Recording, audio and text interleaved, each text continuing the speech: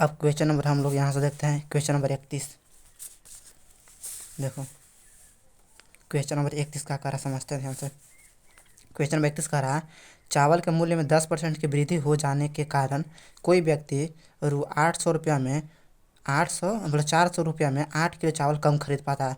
तो चावल का प्रति किलो बढ़ा हुआ मूल्य बताइए। चावल का प्रति किलो बढ़ा हुआ मूल्य बताइए। इस क्वेश्चन को बनाने के लिए सबसे पहले समझो।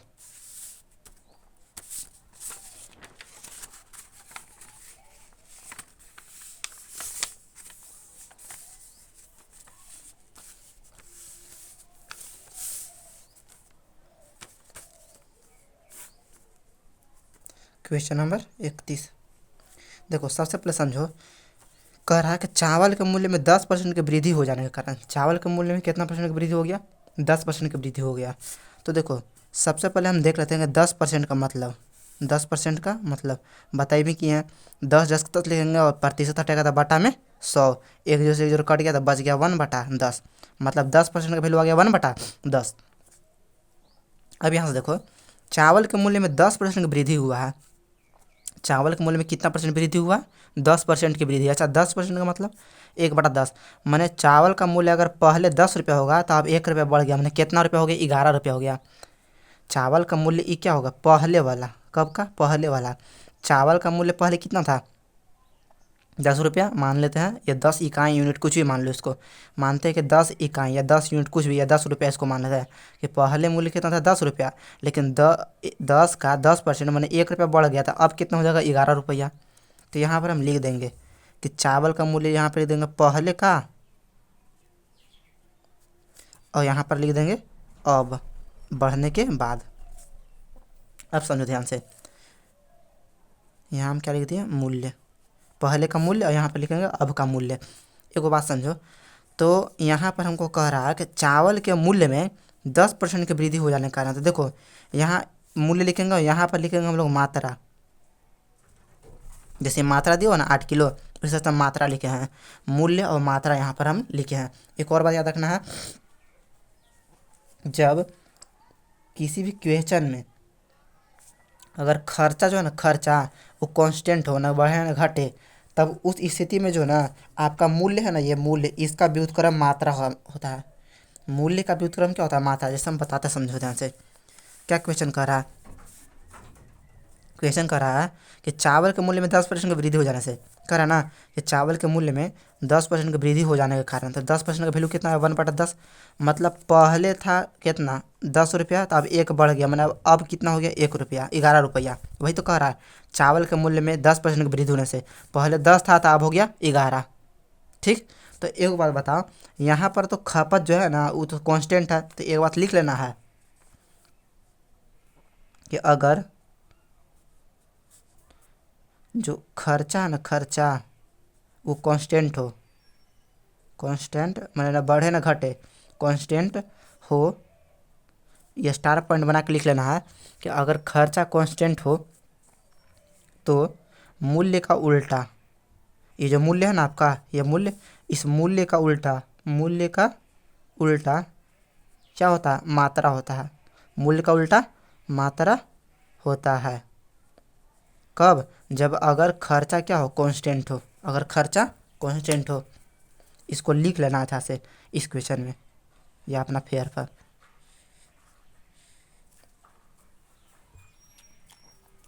कि अगर खर्चा कांस्टेंट हो तो मूल्य का उल्टा मात्रा होता है। जैसे देखो इक्वेशन, देखो सिंपल समझो एकदम ध्यान से। कह रहा है ना कि चावल के मूल्य में 10% की वृद्धि हो जाने के कारण, अच्छा 10% का मतलब क्या हमको निकला? 10% का मतलब कितना निकला? 10, और प्रतिशत हटेगा तो बटा में 100, एक जीरो से एक जीरो खत्म, तो बच गया 1/10, 1/10, मतलब 10% का वैल्यू कितना आया? 10 का 10% एक आएगा वैल्यू। मतलब चावल का मूल्य पहले, हम बताया ना हमेशा कि पहले वाला दाम होता है। अगर चावल का मूल्य पहले 10 रुपया था, तो अब कह रहा है ना कि 10% बढ़ गया, मतलब कितना? 1 रुपया बढ़ल होगा। पहले अगर 10 होगा तो 1 रुपया बढ़ गया, तो कितना रुपया हो गया? होगा 11 रुपया। अब हम अभी बताएं कि अगर खर्चा कांस्टेंट हो तो मूल्य का उल्टा ही क्या होता है? मात्रा। तो ये जो मूल्य है ना, इसका उल्टा, जैसे 10/11 है ना, यहाँ लिख देंगे 11/10 हो गया। मूल्य कितना दिया हुआ है यहाँ पर? 10/11, 10/11 मूल्य दिया हुआ है यहाँ पर। कितना दिया हुआ है? 10/11। अब इसका जो मूल्य है, ये मूल्य का ही उल्टा मात्रा हम लिख देंगे। ये जो मूल्य है 10:11, इसका जस्ट उल्टा क्या हो जाएगा, मात्रा 11:10। दे लें यहाँ 10:11, अब यहाँ कर दिए 11:10, यही उल्टा हो गया। जैसे हमको लिखना है 2:3 का उल्टा, तो इसको लिख देंगे 3:2। 5:4 का उल्टा 4:5, यही तो उल्टा होता है। तो कब, जब खर्चा कांस्टेंट हो, माने न खर्चा बढ़े न घटे, तब उस स्थिति में हम इसको करते हैं। तो देखो अब हमको मात्रा निकल गए यहाँ पर। देखो मात्रा मतलब समझ में आया। देखो अब समझाते हैं फिर से। वस्तु के मूल्य में 10% की वृद्धि हुआ।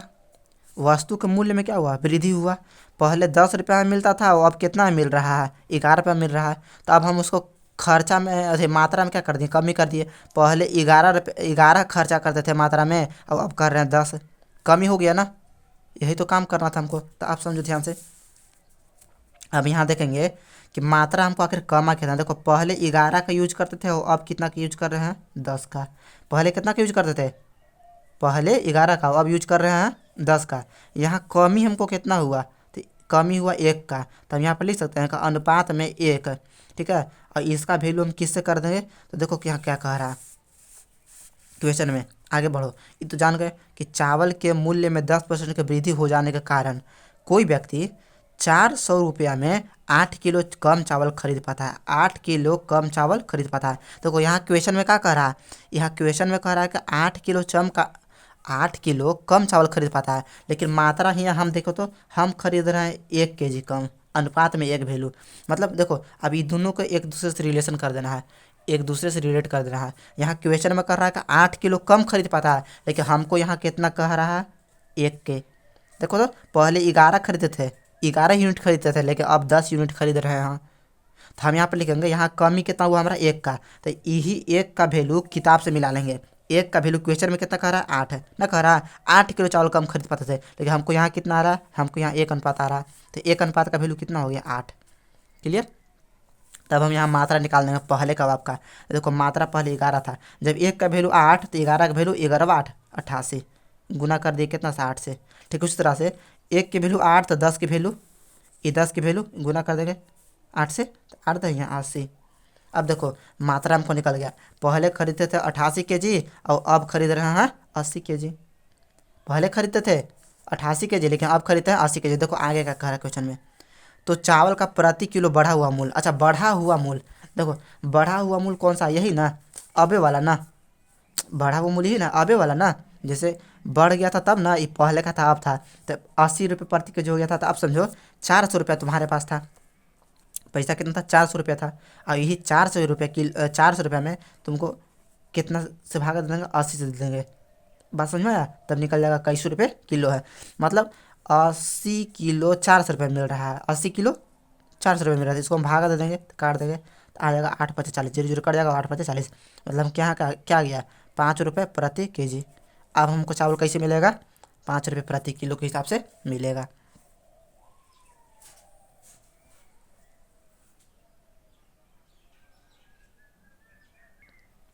अगर ये क्वेश्चन समझ में नहीं आया होगा, तो ये वीडियो को बैक कर करके एकदम देखना, उसके बाद समझ में आ जाएगा। काहे कि एक बार में क्वेश्चन समझ में आने वाला नहीं है। एक बार 2 बार क्वेश्चन देखने के बाद, फिर ऐसा क्वेश्चन बनाने के बाद फिर समझ में आएगा। ऐसा नहीं है कि बस एक बार देखे समझ में आ जाएगा तुरंत भर में। तो इसको अच्छा से एकदम देखना होगा, ध्यान से 2 से 3 बार कम से कम वीडियो को देखना होगा, उसके बाद समझ में आ जाएगा। काहे कि कोई भी चीज़ एक बार में समझ में नहीं आ पाता है। हाँ बस अपना फेयर या चाहे कुछ भी होगा उसमें ऐसे ज़रूर लिख लेना है, ये जितना भी क्वेश्चन लिखे हैं। ठीक, चलो आगे बढ़ते हैं।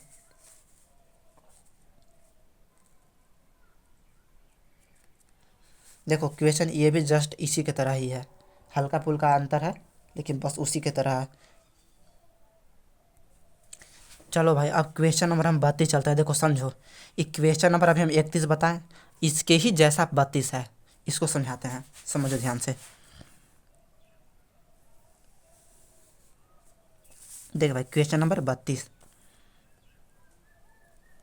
देख समझ ध्यान से समझना क्या कह रहा है। क्वेश्चन नंबर 32 में कह रहा है कि चीनी के मूल्य में 20% की कमी होने से, 20% की क्या हो गया, कमी। 20% की कमी। तो यहाँ पर देख भाई 20% का कमी कहे का मतलब ये सब तो बता ही दिए हैं। देखो 20% का क्या कह रहा है, कमी, 20% की कमी हो गई। देखो 20 10 का 10 लिख देंगे, प्रतिशत हटाएंगे तो बटा में 100 लिख देंगे, इसको काट देंगे, 20 पचे 100, आ गया 1/5। मतलब हमको क्या यहाँ से निकला, 20% का मतलब क्या निकल गया, क्या आया हमको 1/5 फ्रैक्शन वैल्यू, 20 का फ्रैक्शन वैल्यू 1/5। अच्छा एक बात देखो यहाँ पर क्या कह रहा था, कह रहा था कि चीनी के मूल्य में 20% की कमी हो गई, 20% की कमी। 20% का कमी का मतलब कैसे, अरे देखो समझो, यहाँ लिखते थे पहले, मतलब पहले का मूल्य, चीनी के पहले का मूल्य, पहले का मूल्य, हाँ। अब यहाँ लिखेंगे अब का मूल्य, अब का मूल्य। तो समझो ध्यान से, मानो देखो ध्यान से, यहाँ पर मानते हैं हमेशा ये पहले वाला, अभी हम तुरंत बताए थे। देखो क्वेश्चन नंबर जो 31 बता रहे थे ना, देखो यहाँ क्वेश्चन नंबर 31 जो बताए हैं, तो इसमें 10% का मतलब 1/10 आया। तो ये 10 जो है ना पहले वाला भी लगा था। इसको एक बात समझ लेना है या दिमाग में गांठ बांध लेना है कि जो बटा में आएगा वो पहले वाला रहता है और बाद वाला बाद में लिखेंगे, चाहे बढ़ के होवे चाहे घट के होवे। तो जैसे देखो यहाँ पर क्वेश्चन में हम क्या कह रहे हैं, 20% की कमी, देखो कह रहा है ना चीनी के मूल्य में 20% की कमी होने से कोई व्यक्ति, अच्छा ये सब तो आगे हम पढ़ भी नहीं करेंगे, पहले तुम यहाँ ध्यान देंगे। चीनी के मूल्य में 20% की कमी, देखो 20% की कमी, 20% का फ्रैक्शन वैल्यू कितना आ गया 1/5, 20%, 20 10 का 10, अब बटा दे दिए, प्रतिशत हटाए बटा में 100, 20 से 100 काट दिए तो 20 बचे 100, आगे फ्रैक्शन वैल्यू 1/5। मतलब 20% का ये जो 20 है, इस 20% का फ्रैक्शन वैल्यू कितना निकल गया 1/5। अब समझो ध्यान से, इसको हम लिखेंगे कैसे, तो अभी तो हम लिखे भी किए थे, देखो यहाँ पर, यहाँ लिखे हैं ना पहले का मूल्य और अब का मूल्य है। तो ठीक इसी तरह से यहाँ भी हम लिखे हैं पहले का मूल्य और यहाँ अब का मूल्य, अब का मूल्य, समझो ध्यान से। तो देखो बाबू 20% का फ्रैक्शन वैल्यू 1/5, तो मतलब मानते हैं कि ये जो 5 है पहले वाला मूल्य है, हमेशा तो यही मान ही रहे हैं। पहले का मूल्य हम कितना मान लिए 5, पहले का मूल्य 5 मान लिए। तो अब कह रहा है कि 20% कमी, देखो ध्यान से यहाँ पर कह रहा है ना चीनी के मूल्य में 20% की कमी, कह रहा है ना चीनी के मूल्य में 20% की कमी, कह रहा है ना। तो 20% 1/5 मैंने पहले 5 था तब एक कम गया होगा, देखो यहाँ कम ही कर रहा था तो एक कम करके लिख देंगे, अगर यहाँ वृद्धि कर रहा था ये वाली एक ऊपर का जोड़ के लिख देते, यही तो बात है। तो कम ही कर रहा था, पहले मानते हैं कि 5 था, अब कितना हो जाएगा 4, है बात समझ में। अगर यही वृद्धि करता तो यहाँ 5 लिखे कि एक ये वृद्धि बोलता था, यहाँ 6 लिखते, 5 में 6, लेकिन कम ही करा था, यहाँ हम 4 लिख दिए। यही तो बात समझना है। चलो अब यहाँ पर हम लिखते हैं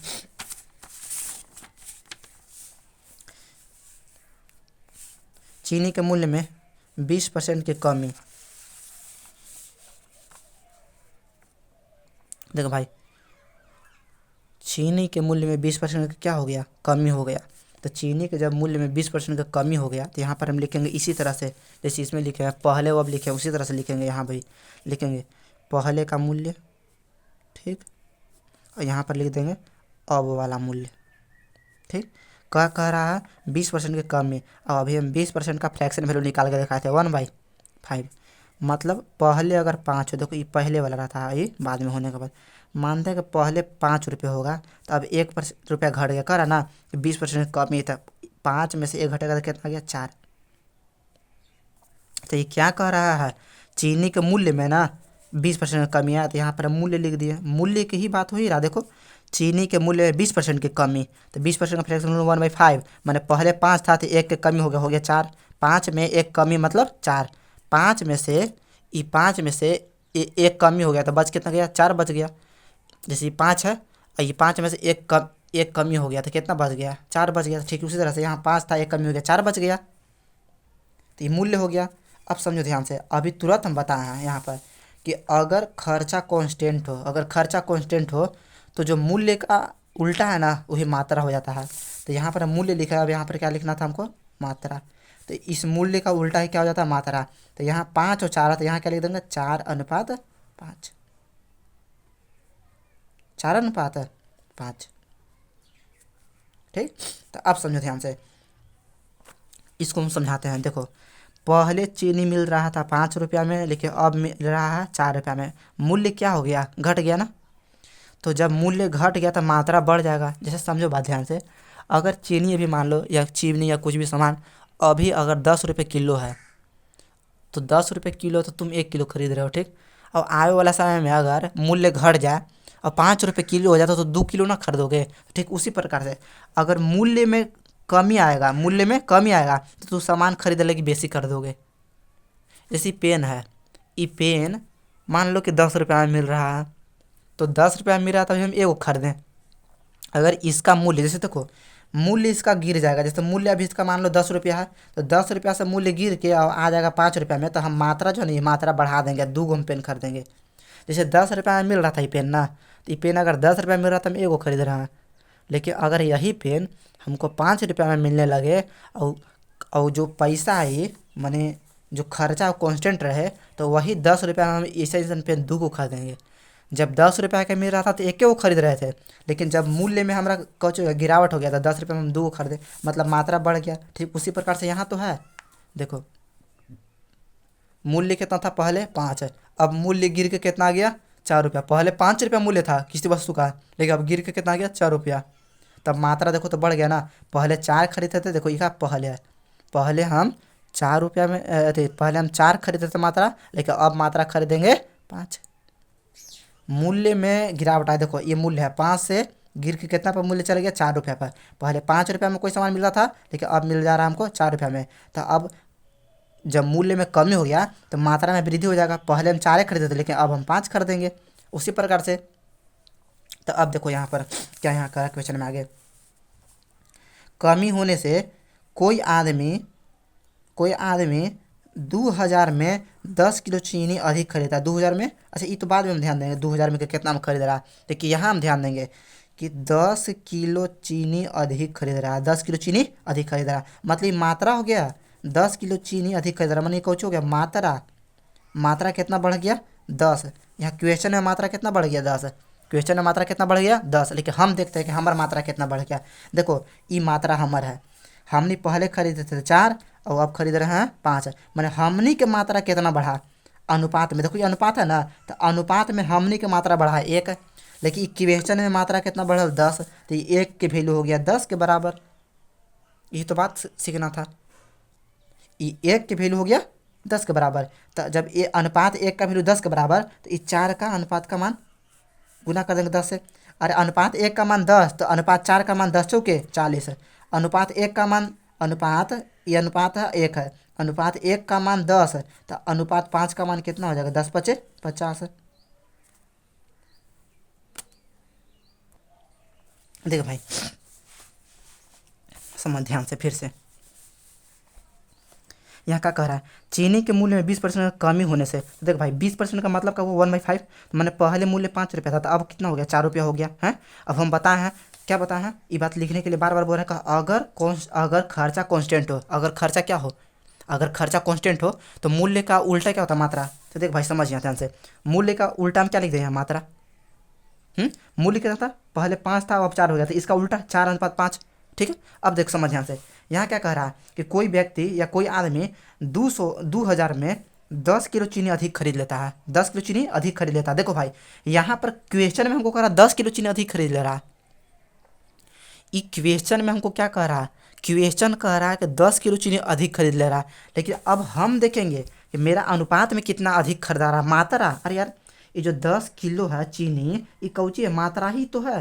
तो अब हम यहाँ मात्रा देखेंगे, देखो मात्रा मेरे भाई पहले हम 4 खरीद रहे थे, ये जो मात्रा है पहले हम 4 खरीद रहे थे। देखो ना यार यही तो है, पहले लिखल है यहाँ, पहले के नीचे 4 मात्रा है, पहले 4 ये मात्रा, देखो पहले और ये मात्रा में 4 ये सामने देख रहे हो ना।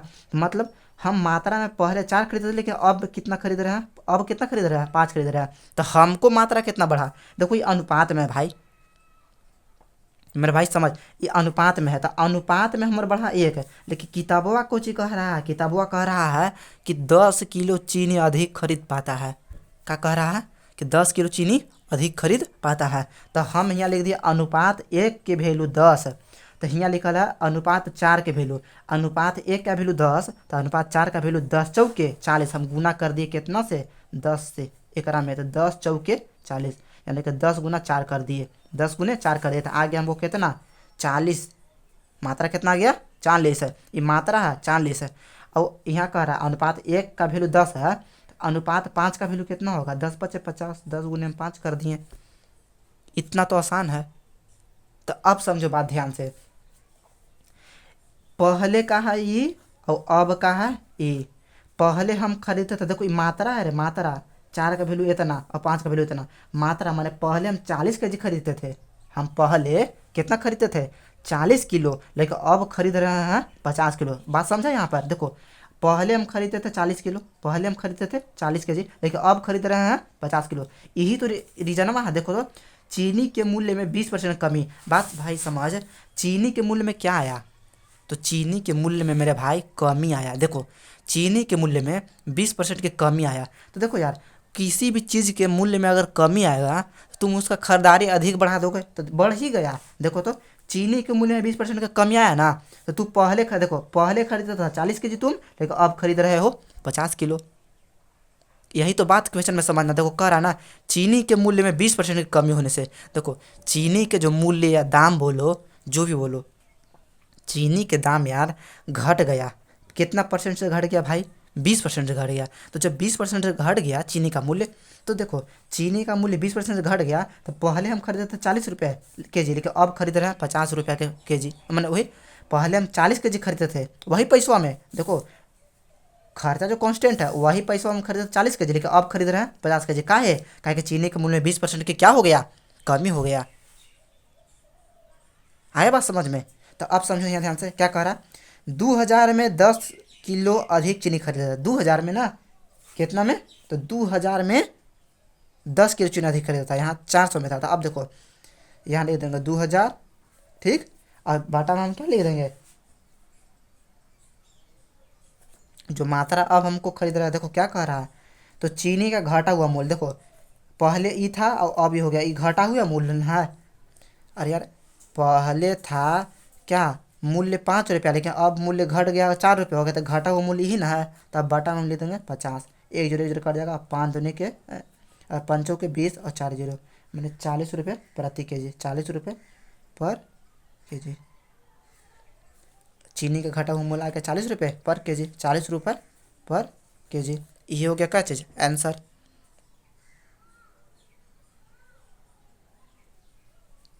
चल भाई, क्वेश्चन नंबर कितना हम समझ लिए, क्वेश्चन नंबर समझ लिए हम लोग 32, ख़त्म। 32 का कितना आंसर आया था 40, 40 रुपये पर के जी। क्वेश्चन नंबर तो हो गया। अब चलते हैं हम कौन अगला क्वेश्चन पर, क्वेश्चन नंबर 33 पर। इसमें तो पेज ख़त्म हो गया, अगला पेज लेते हैं और उसको हम समझाते हैं। इस पेज को यहीं रख देते हैं।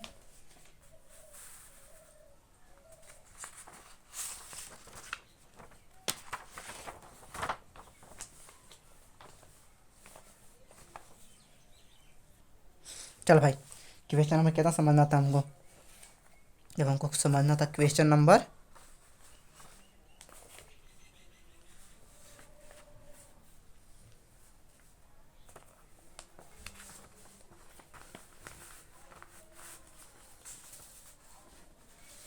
Question number 33।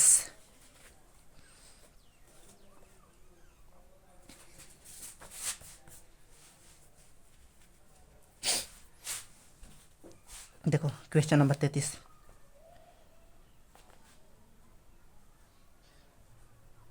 क्वेश्चन नंबर 33 देखो 33 में क्या कह रहा है,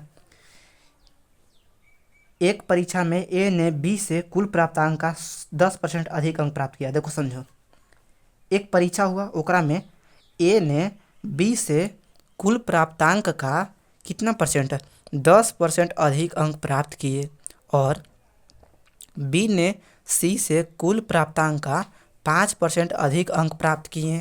ठीक, उसके बाद देखो, यदि सी ने 400 में से 300 अंक प्राप्त किए तो ए का अंक क्या है। देख भाई समझ,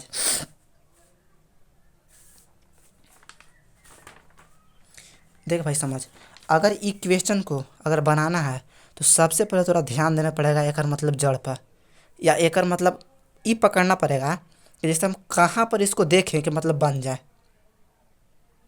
अब जैसे एक बात समझ ध्यान से देख, मान ले अगर कि अगर हमरा सीढ़ी पर चढ़ना है, सीढ़ी के द्वारा अगर हमको छत पर चढ़ना, समझना बात ध्यान से, इस सीढ़ी है, अब इस सीढ़ी के द्वारा हमारा कहाँ चढ़ना है, छत पर चढ़ना है, कहाँ, छत पर।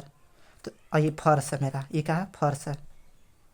तो मान लो कि अगर इस सीढ़ी के द्वारा हमको छत पर चढ़ना है, तो सबसे पहले हम कदम कहाँ रखेंगे, सबसे पहले कदम हम यहाँ रख देंगे। अगर यहाँ रख देंगे तो हम छत पर चढ़ जाएंगे, या अच्छा यहाँ रखने चढ़ तो जाएंगे, लेकिन यहाँ रखना संभव है ये हमरा बताओ पहले। यहाँ अगर हम कदम रख देंगे तो संभव नहीं है, ना इस पर ना इस पर और ना ही इस पर। सबसे पहले समझो, हमको चलना पड़ेगा step by step, step by step, तब जाके हम पहले देखो, पहले कदम इस पर रखेंगे, फिर यहाँ जाएंगे, फिर यहाँ जाएंगे, फिर यहाँ जाएंगे, फिर यहाँ, उसके बाद छठा नंबर पर हम छत पर चलेंगे।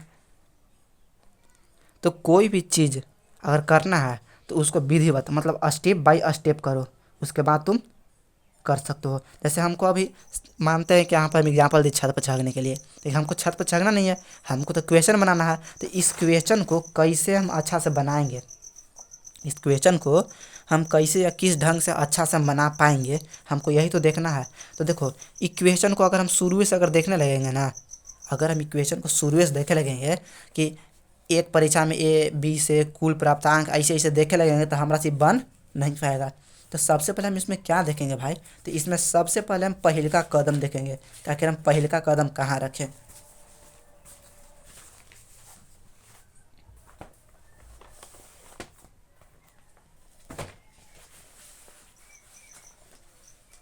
देख भाई समझ,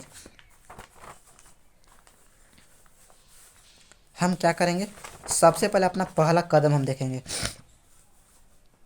इसमें हम सबसे पहले हम क्या देखेंगे, अपना पहला कदम हम देखेंगे कि हम पहला कदम कहाँ रखें। तो देखो समझो ध्यान से, एक परीक्षा में ए ने बी से कुल प्राप्तांक का 10% अधिक प्राप्त अंक किया। तो देखो, ना हमको ए का पता है ना हमको बी का पता है, तो हम आगे तो बात कर नहीं पाएंगे। तो हम इसमें हम पहिलका सीढ़ी खोजे की कोशिश करते हैं। ये जो सीढ़ी था, ये हमारे सीढ़ी के पहिलका सीढ़ी हम खोजे के कोशिश करते थे। देखो भाई यहाँ से आगे पढ़ो क्वेश्चन को।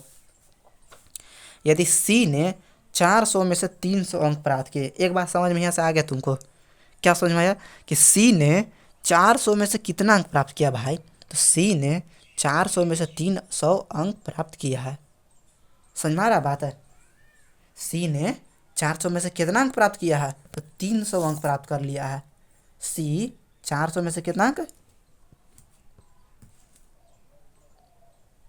सी ने 400 में से कितना अंक प्राप्त कर लिया, 300। तो हम यहाँ पर बात यहाँ पर यही चीज़ लिखेंगे। देखो ध्यान से हम कैसे लिखते हैं, देखो सी ने, अच्छा एक और बात यहाँ पता चलेगा कि ये जो 400 है ना, ये 400 टोटल नंबर है, टोटल नंबर है, ये बात याद रखना है कि 400 क्या है, टोटल नंबर है। तो सी ने 400 में से कितना प्राप्त किया भाई, तो सी ने 400 में से 300 अंक प्राप्त किया। सी ने 400 में से 300 अंक प्राप्त किया, ठीक। अब यहाँ पर चलते हैं हम लोग, इधर तो आगे कुछ है नहीं, हम यहीं पर चलते हैं क्वेश्चन में। अब देखते हैं, अब मेन हमको पहले का सीढ़ी पकड़ा गया, अब हम लोग आगे देखते हैं। तो भाई समझ क्या कह रहा, एक परीक्षा में ए ने बी से कुल प्राप्तांक का 10% अधिक अंक प्राप्त किए और बी ने सी से कुल प्राप्तांक का 5% अधिक अंक प्राप्त किया। देखो यहीं तक पकड़ाएगा, सुनो ध्यान से। देखो हमको तो पता है कि सी कितना प्राप्त किया है, 300 नंबर लाया है। सी कितना नंबर लाया है, 300 नंबर लाया है। लेकिन यहाँ देखो क्या कर रहा है, अब बी के तुलना सी से तुलना कर रहा है। देखो कह रहा है ना कि बी ने सी से कुल प्राप्तांक का 5% अधिक अंक प्राप्त किया है।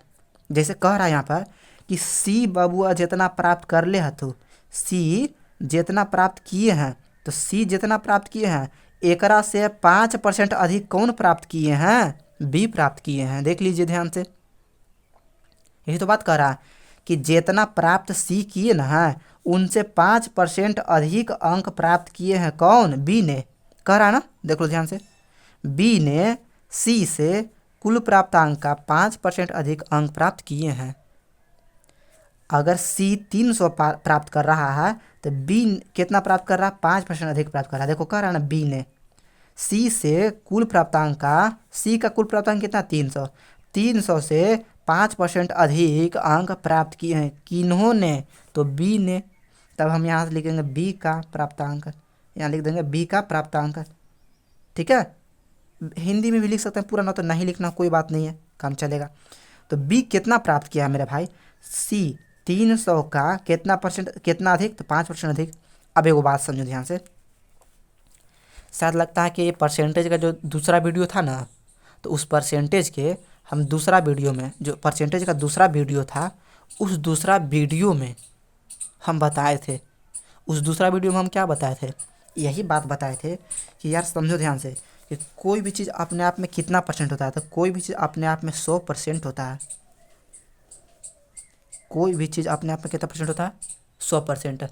अब समझ ध्यान से, कोई भी चीज़ अगर अपने आप में 100% होता है तो यहाँ कह रहा है कि बी ने सी से कुल प्राप्तांक का 5% अधिक प्राप्त किया है। माने ये जो बी है ना, सी से कितना अधिक प्राप्त किया है? तो 5%। अगर सी मानते हैं कि 100 प्राप्त किया होगा तो बी कितना प्राप्त किया होगा? 105।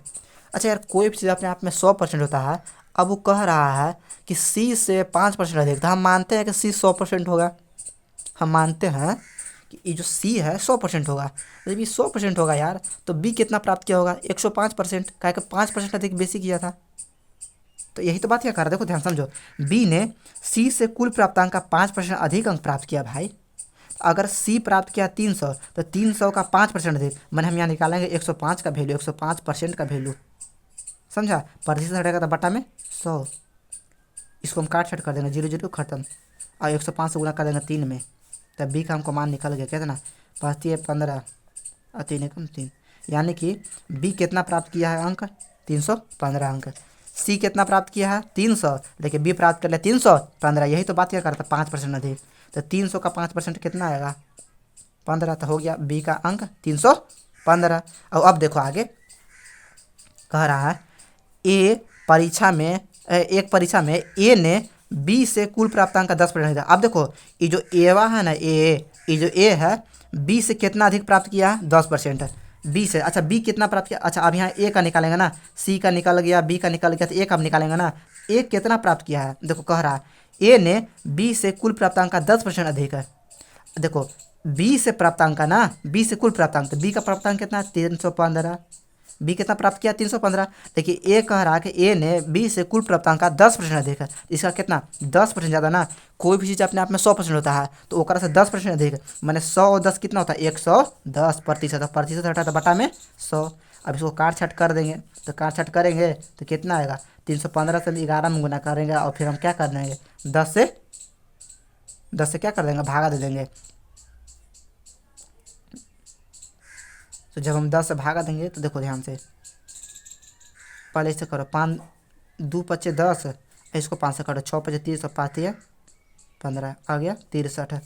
63 11 हम गुना करेंगे, तो 63 11 गुना करने पर कितना आएगा? 693 बटा में 2, और 2 से भागा देंगे 693 में, तो आ जाएगा 346.5। ए का प्राप्तांक कितना आ गया? 346.5।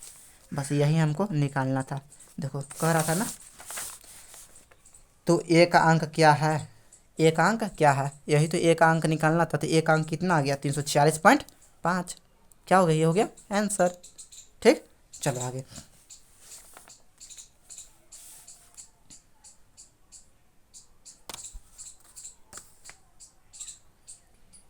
तो चलो भाई, अब हम लोग 33 के बाद चलते हैं क्वेश्चन नंबर 34 में।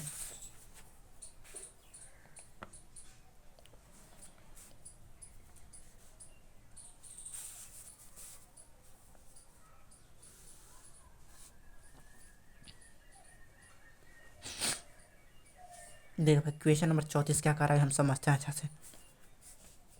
कह रहा है कि रोशन अपनी आय का 22% भोजन पर, 22% भोजन पर, 27% वस्त्र पर, 33% यातायात पर क्या कर देता है? खर्चा कर देता है, और 360 रुपये का करता बचाता है। 360 रुपया, 360 रुपये का करता है बचा लेता है। तो उसकी कुल आय ज्ञात कीजिए। क्या कह रहा है? उसकी कुल आय ज्ञात कीजिए। समझो भाई ध्यान से। देखो जो अभी हम बताए थे, कोई भी चीज़ अपने आप में कितना परसेंट होता है? 100%। यही बात याद रखना है हमको, हमेशा याद रखना है। कोई भी चीज़ अपने आप में कितना परसेंट होता है? 22%, 100%। देखो भाई, कोई व्यक्ति है, वह अपनी आय का 22% भोजन पर खर्च करता है, ठीक। 27% वस्त्र पर, 33% यातायात पर क्या करता था? खर्चा। तो देखो समझो ध्यान से। अच्छा, कोई व्यक्ति है तो पता है वो क्या कर रहा होगा? कमा रहा होगा, ठीक है। तो जब कमा रहा होगा तो कमाने का हम बोलते हैं आय। मैंने कमा रहा था, पैसा आ रहा था, तो उसको क्या बोलेंगे? आय, ठीक है। अगर आय आ रहा मैंने पैसा आ रहा है तो खर्चा भी हो रहा होगा और कुछ बच भी रहा होगा। तो इसमें 3 चीज़ याद रखना। क्या चीज़ क्या चीज़? इसमें याद रखना है आय। आय माने कमाई, आय, ठीक। फिर एक होता है व्यय। व्यय माने खर्चा। देखो एक होता है आय, एक होता है खर्चा, एक होता है बचत। ये तीनों चीज़ पर हम लोग ध्यान देंगे। देखो कह रहा है कि ये जो रोशन आदमी है, अपना आय का, आय आय माने जो कमाता है, उसमें से 22% भोजन पर, 27% वस्त्र पर, 33% यातायात पर क्या करता है? खर्चा करता है। कौन सी करता है? खर्चा। तो सबसे पहले ये बात हमको ध्यान देना है कि इसको देख लेते हैं कि टोटल खर्चा कितना है। तो हम ये लिखेंगे कुल खर्चा। कुल खर्चा। देख भाई समझ, कुल खर्चा कितना है यार? देखो 22% प्लस 27%, ठीक है, प्लस 33%, यही ना उसका कुल खर्चा है। अभी हम सबको जोड़ देंगे तो कितना आ जाएगा? 82% आएगा। कुल खर्चा अगर हम जोड़ेंगे तो कितना आएगा? 22, 27 और 33 अगर हम जोड़ देते हैं तो कितना आएगा? 82% आएगा। तो कुल खर्चा हमारा कितना आ गया? 82%। अब एक और बात बताओ, समझो। कोई व्यक्ति कमा रहा होगा तो उसका आय कितना होगा भाई? उसका आय अपने आप में 100%। देखो कितना ही रुपया कमाए उससे हमारा मतलब नहीं है। 1 लाख कमाए, 2 लाख कमाए, 10,000 कमाए, 20,000 कमाए, 30,000 कमाए, ठीक है, कहे ना 500 रुपया कमाए, उससे मेरा मतलब नहीं है। हमारा मतलब है कि वो जितना कमा रहा होगा, उसका जितना इनकम होगा, उसका जितना आय होगा, आय बोलो चाहे इनकम बोलो चाहे कमाई बोलो, वो जितना कमा रहा होगा वो अपने आप में कितना परसेंट होगा भाई? 100%। कितना परसेंट होगा? 100%। तो देखो, अच्छा एक बात समझो, वो मान लो टोटल जो कमा रहा है 100%, ओकरा में से कुल खर्चा ओकर कितना है भाई? 82%। तो देखो अगर हम आय में से क्या भाई, अगर हम आय में से क्या कर देंगे, आय में से अगर हम खर्चा घटा देंगे तो क्या बचेगा यार? क्या बचेगा? बचत बचेगा कि नहीं? हमको एक बात बताओ। अगर आय में से हम घटा देंगे, आय में से खर्चा घटा देंगे, हम कितना कमा रहे हैं ओकरा में से कितना खर्चा कर रहे हैं घटा देंगे तो बचत बचेगा। हम बचत क्यों यहाँ निकाल रहे हैं? क्योंकि हमके यहाँ बचत दिया हुआ 360 रुपये बचा लेता है। बात समझ में आ गया? तो देखो भाई, हम बताएं कि कोई भी चीज़ अपने आप में कितना परसेंट होता है? 100%। तो हम मान लेगा, माना कि उसका आय कितना परसेंट है? 100%। तो आय कितना है उस व्यक्ति का? ये जो मोहन नहीं रोशन जो है, इसका कितना है? 100%। तो मेरे 100%, ठीक है, माइनस है, हम दे दिए माइनस। खर्चा बेचारा कितना कर रहा है टोटल? 82%, हम लिख दिए हम 82%। तो भाई अगर हम इस 100% और 82% से घटा देंगे तो हमको क्या आना चाहिए भाई? बचत आना चाहिए, एकदम आना चाहिए। काहे कि कितना हम कमा रहे हैं और कितना खर्चा कर रहे हैं, दोनों घटाएंगे तो हमको बचत आना चाहिए। तो देखो भाई, यहाँ कह रहा है कि इतना इतना इतना खर्चा करने के बाद 360 रुपया बचा लेता है, तो बचत की जगह पर हम कितना लिख देंगे भाई? 360 रुपया लिख देंगे। लिख दिए, बराबर जस के 10 कर दिए। 100 में से 82 जाएगा तो कितना बचेगा? 18 बचेगा। तो यहाँ 18%। मतलब अगर हम कहेंगे तो बचत कर रहे हैं 18%, लेकिन किताब करा कर 360 रुपया बचा लेता है। समझ में आया? कोई भी चीज़ अपने यहाँ पे कितना परसेंट होता है? 100%। मतलब व्यक्ति कितना कमा रहा होगा? 100% कमा रहा होगा। जब वो 100% कमा रहा है तो ओकरा से हम खर्चा घटा दी कितना परसेंट? 82%। कहते देखो खर्चा एगो ही कर रहा था, एगो ही खर्चा और एगो ही खर्चा कर रहा था, मैं टोटल 82% खर्चा कर रहा था। तो हम लोग 100% में से 82% घटा दिए तो हमको बचत निकल गया। बचत दिया था 360, तो बचत के नीचे 360 ले दिए और आय के नीचे 100 और खर्चा कर रहा था 82, तो दोनों घटाए तो आ गया 18%। मतलब 18% का वैल्यू 360 आ गया। तो हम निकाल देंगे यहाँ कितना? 1% का वैल्यू। कितना? 1% का वैल्यू। 360 जस के 10 और ये 18 कहाँ चला जाएगा? बटा में निकल गया। तो देखो यहाँ कह क्या रहा है कि उसकी कुल आय क्या थी? उसकी कुल आय, मेरे भाई कुल आय देखो क्या माना था तुम, 100 रुपया, 100% माना था ना, तब हम यहाँ 1% का निकाल दिए। देखो माना है ना, कुल आय कितना माना है यहाँ पर, 100% माना है ना, यहाँ पर कुल आय 100%। तो भाई कह रहा है कि कुल आय निकालिए, तब हम कितना परसेंट का वैल्यू निकाल देंगे, 100% का वैल्यू निकाल देंगे। तो देखो 360 जस के 10 बटा में 18 जस के 10 और 100% का वैल्यू मैंने गुना में कर देंगे 100। आया बात समझ में। देखो 9 दूनी 18 और 50 दूनी 100, 9 चौके 36 मैंने 40, 40 बचे, 5 के 20, 3 जीरो बैठ जाएगा। ठीक है, मतलब उसका कुल आय कितना है, 2000 रुपया था। कुल आय कितना रुपया था, 2000। Option number D. कोई दिक्कत। अगर ई वीडियो वाला जो अभी हम क्वेश्चन बताएं, ई वीडियो में क्वेश्चन नंबर 34 34 क्वेश्चन बताएं, अगर इस समझ में नहीं आया होगा तो इसको वीडियो को मतलब 1 से 2 बार ज़रूर देखना। अगर हम 1 से 2 बार वीडियो देख लेते हैं तो एकदम कन्फर्म बात है कि समझ में आ ही जाएगा।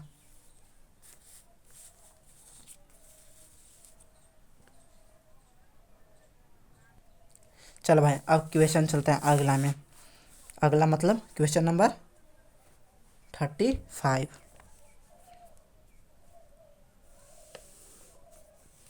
Question number 35।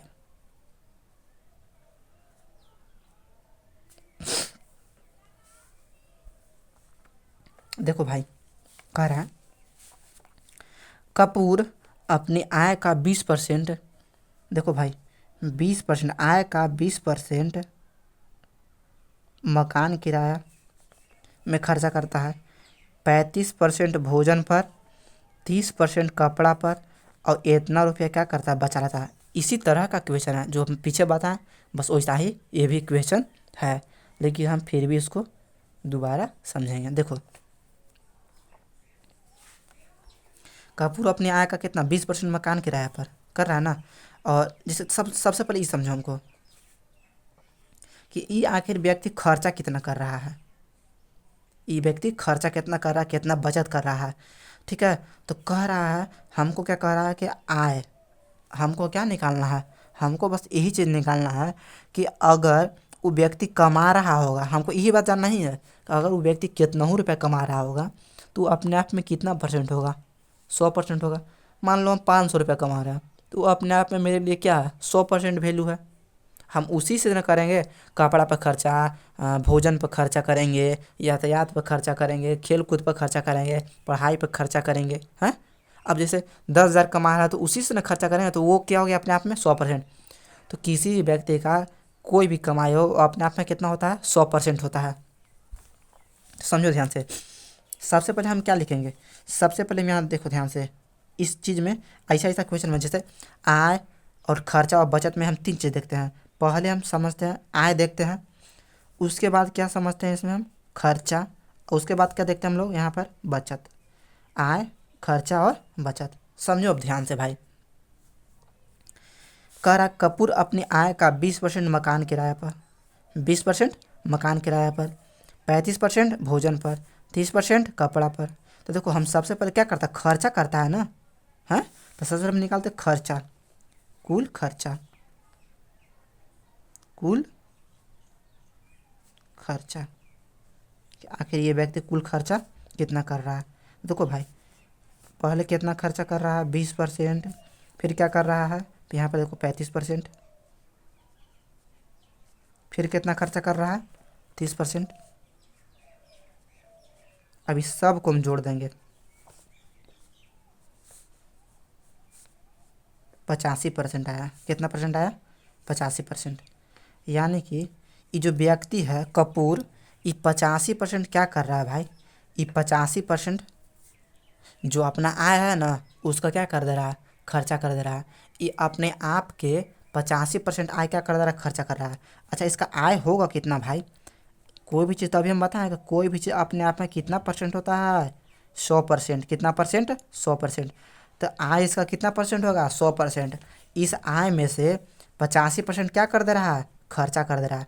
लेकिन एक बात तुम समझो, हमको यहाँ यूँ बात दिया हुआ है कि 2250 रुपया क्या कर लेता है, बचा लेता है। तब हम यहाँ पर वही फार्मूला लिखेंगे।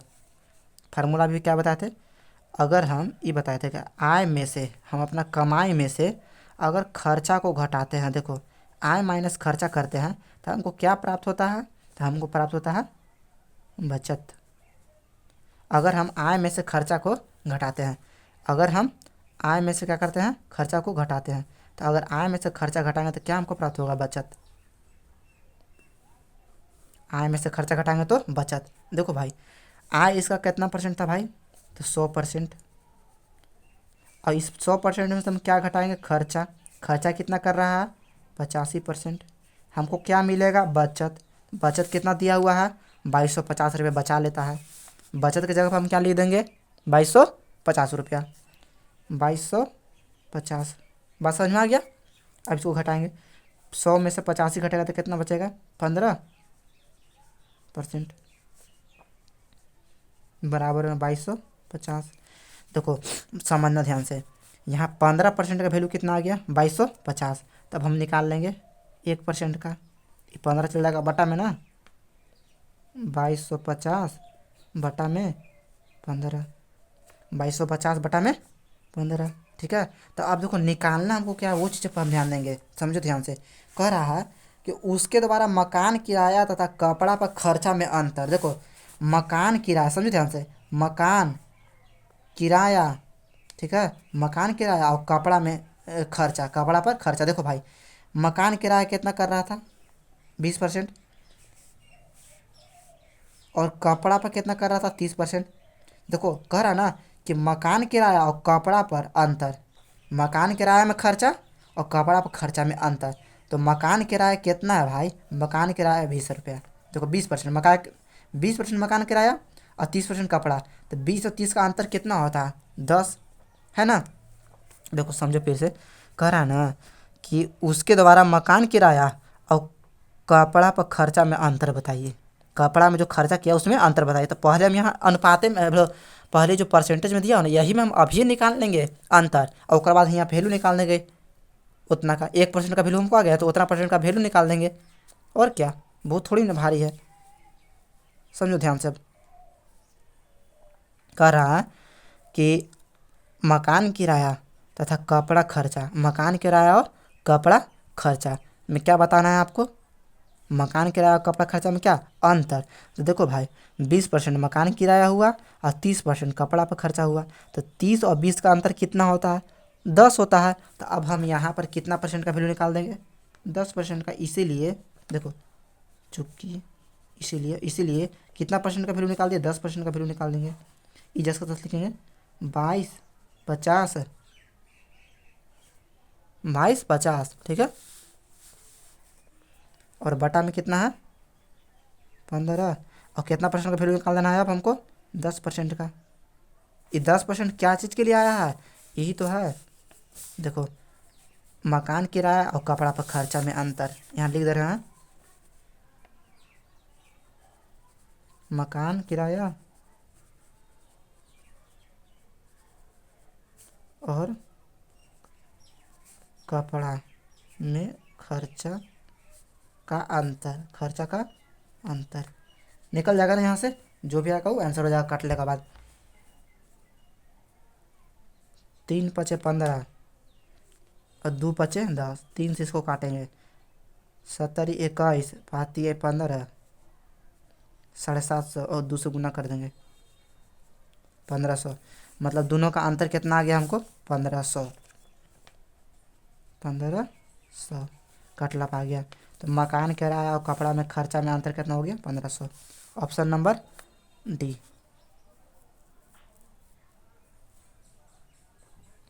क्वेश्चन नहीं समझ में आया होगा, दोबारा वीडियो देख लेना।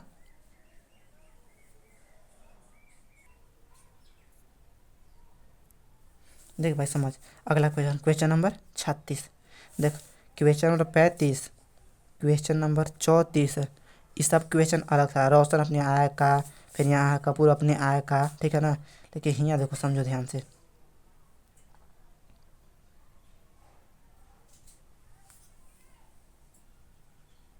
देखो क्वेश्चन में सब में लिखा हुआ है कपूर अपने आय का 20% मकान किराया पर, 35% भोजन पर, 30% कपड़ा पर क्या करता है? खर्चा करता है। लेकिन इसमें देखो क्वेश्चन नंबर जो 36 है, इसमें अब देखने वाला चीज़ है। क्वेश्चन नंबर 36 में क्या कह रहा है? रमन अपनी आय का 20% मकान किराया पर खर्चा करता है, और शेष का देखो इसमें कहीं भी शेष लिखा हुआ था, देखो यहाँ से अरे 34 से क्वेश्चन नंबर 34 क्वेश्चन नंबर 35 इसमें कहीं भी शेष लिखा हुआ था? क्वेश्चन नंबर 34 क्वेश्चन नंबर 35 में कहीं भी शेष नहीं लिखा हुआ था। लेकिन क्वेश्चन नंबर 35 के बाद क्वेश्चन नंबर 36 में देखो क्या कह रहा है, रमन अपनी आय का 20% मकान किराए के रूप में खर्च करता है और शेष का 70% घरेलू चीज़ों पर खर्चा करता है। तद अनुसार यदि उसकी बचत 1800 है तो उसकी कुल आय कितनी है? कुल आय कितनी है? देखो अब कह दिया शेष का, तो ये जब शेष का कह दिया तब इक्वेशन बनाने का तरीका चेंज हो जाएगा। अब देखो हम बनाते हैं क्वेश्चन, देखो समझो क्वेश्चन नंबर 37 से ना, भलो 36 से ना, देखो 36 कह रहा है कि तो उसकी कुल आय बताइए। क्या बताइए? कुल आय किसका? रमन के। तो हम यहाँ मान लेंगे कि माना कि ऐसा कब करना है जब क्वेश्चन में शेष का रहे, शेष का शेष का शेष का, इसमें शेष का नहीं था ना इसमें शेष का था, तो ऐसा हम नहीं बनाएंगे। चलो एक हम देखते हैं, माना कि रमन की आय, रमन की आय बराबर एक्स। हम रमन की आय कितना मान लिए? एक्स। अब समझो ध्यान से, रमन अपने आय का 20% कौची पर खर्चा करता है? 20% मकान किराए पर।